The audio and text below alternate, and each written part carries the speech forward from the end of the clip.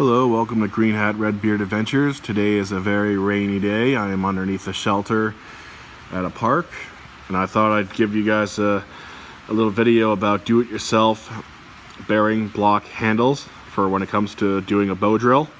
I've always found that the bearing block handle has been the most difficult to make for me personally, at least the all-natural, I mean.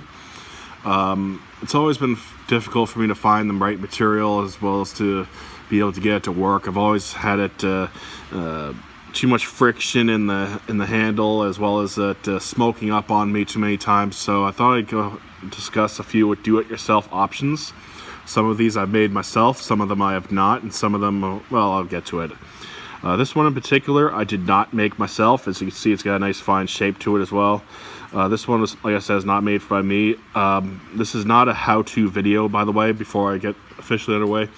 I won't be showing tools-wise how to make them, but I will talk about a little bit of how to make them, but I won't be showing it. I'm not going to be doing any demonstrations either. This one, it's actually a lot more easier, just 2 drill bits. One of them is the size of the actual bearing itself, and you want it deep enough just so that way it's nice and flush. And the second drill bit you want is roughly the size of the hole, and you go straight through the middle and you go deeper than the actual bigger bit, and that's so that the sharp point, when it slips in, as you can see, it slips in. That way it still has that nice space there for the spindle to move freely. Now this one here I made myself, a similar design as this one. The glue that I used to put it in there is a heavy-duty super glue. So it's basically, well, it's in there. It's not coming out. It's in there. It's not coming out. Yeah, basically just use a saw, some sandpaper, and a drill bit. And the same thing is for the ball bearing comes from a skateboard wheel. And again, nice free range movement. And I can carry this in my backpack. This one in particular I don't carry in my backpack, but I'll show you the one I do. So this is options here that you can definitely try out for yourself, assuming of course you have the right tools to do it. This one a little bit more easier, a little more simpler. Again, you know, you'll need a saw, you need some sanding paper to shape it, and a drill bit. This is actually a 5-cent coin that's in there. I've hammered it in a way so it makes it almost like a bowl type effect, like almost like a spoon in a way. And the drill bit size is just about 1/16 of an inch bigger than the overall diameter of the coin itself. So that way I drill it, again, just like before with this, is I drill it just deep enough so that way this will slip into it. And I got some heavy duty super glue in there. And I made this just this morning, so unfortunately I can't use it yet this morning. But again, like, it's a nice option. You can definitely hear the rain coming down. Now this next option I'm going to show you, I made this one myself, but for those of you out there, probably most of you won't be able to make this on your own. This is a regular mild steel. This is out of a flat bar. It's 1 1/4 inch by 2 3/4, and it's 3/8 thick. That way the thickness in the 2 holes here is basically to not only take the weight out of the piece itself, but not only take the weight, but also help cool it down after I'm done using it. I made 3/8 of an inch thick, so that way I can use this at least 3 times, maybe 4 times, with the spindle in there before this starts to heat up and burn my hand.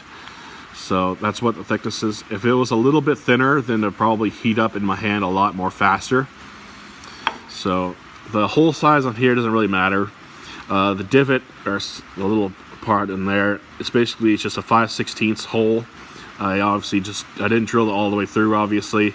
I drilled it in roughly about halfway, so that way it's you know, this is obviously, it's not going to slip out on you, and it's also got a nice point in there. You can't really see it, but right there in the middle, it's got that point from the drill bit, so it makes it nice for this spindle goes slipping right through.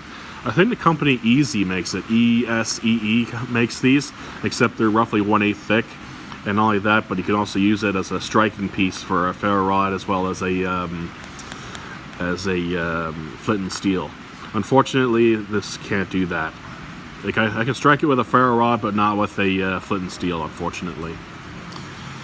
Now, for those of you, of course, who do have no tools and no knowledge on how to use tools or anything like that, I don't mean to make that sound insulting or anything. There's another option you can definitely try. This is a simple rollerblade wheel. That's it, just a rollerblade wheel. I got this at a Sports Check. It came in a package of 8 of them, so that way it's like four wheels per rollerblade. So if you go looking for these, this is a nice, good solution. It works on the same principle as the first one I showed you. Spindle goes right through there. The sharp point does not come out the other side of your hand, and it gives you a nice, good grip. I'm sorry about the light here, but it's nice, good, and grippy. Nice, I can grip it a little bit, so it's rubbery and such, and it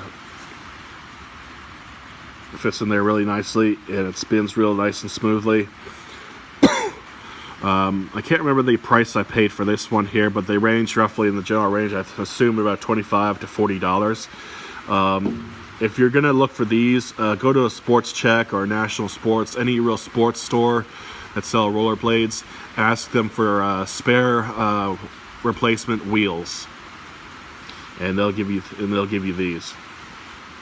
So I've used this at least about 10 times now, and it works beautifully, absolutely perfectly. The bearings are in there, they're nice and glued in there, they're not going to slip out on you, they're not going to fall out, they're just perfect. This works really nicely. Now the last one here is you can go with the option of buying this, or you can find it all natural in the wilderness, and this is a stick of fat wood. I found out just recently that fat wood actually works really, really nicely for when it comes to doing the bearing block handle on the Bowdrill, simply because of the fact that it has all the oils and resins inside of the stick itself, as well as any fat wood that you find. Also, it's the fact of the matter is that as it heats up, it creates that little bit of friction. The oils will heat up and act as its own all-natural lubricant, so that way it'll never actually seize up on you. Basically, you just start off, just like you would any other with the hearth board, and just take your knife, and you just basically want to start in there, just make the divot, and well, obviously it's going to be deeper than that, but I don't have all the time in the world. But you just make a divot, just like you would when burning in for the first time on your hearth board, and then you just slip that in there, and you got all that nice free range movement. And as you can see, it's obviously there's a little bit there that's obviously is liquefied a little bit and is obviously dried up again, but this actually works quite nicely. This stick in particular I got at Mountain Equipment Co-op for really cheap. I got this quite some time ago, I'm not sure how long ago, but still it works out quite nicely. It works really well. Give it a shot for yourself. Most of these options, like I said, I made myself. For those of you who don't really have the tools or the knowledge to do it, I recommend going with the rollerblade wheel. If you do have the tools and you do have the knowledge, then why not give it a shot? This is a 5-cent coin, by the way. Go with one of these options. Try it out for yourself. See what you can come up with. See what you can accomplish, and see what you can get away with. Otherwise, you can go with the fat wood stick or the rollerblade wheel. It's your choice. It's all up to you. It's your own personal preference. I thought I'd show off some of these options for you guys, some of the options that I've been using. This particular this option here, I have a bunch of these made. I keep one in every backpack, and this I keep in my bushcraft little bag of goodies for my Bowdrill. But I've been experimenting with a bunch of them, but I find that these, of course, are obviously the most effective ones. This one I still have yet to try. I have to try it out soon. This one here also works really well as well. But these two, of course, have the best... These are obviously they move the smoothest. They're the nice and a nice good handle to it. They work really, really nicely. But again, personal preference thing. It's all up to you. This is Greenhat-Redbeard Adventures. See you around.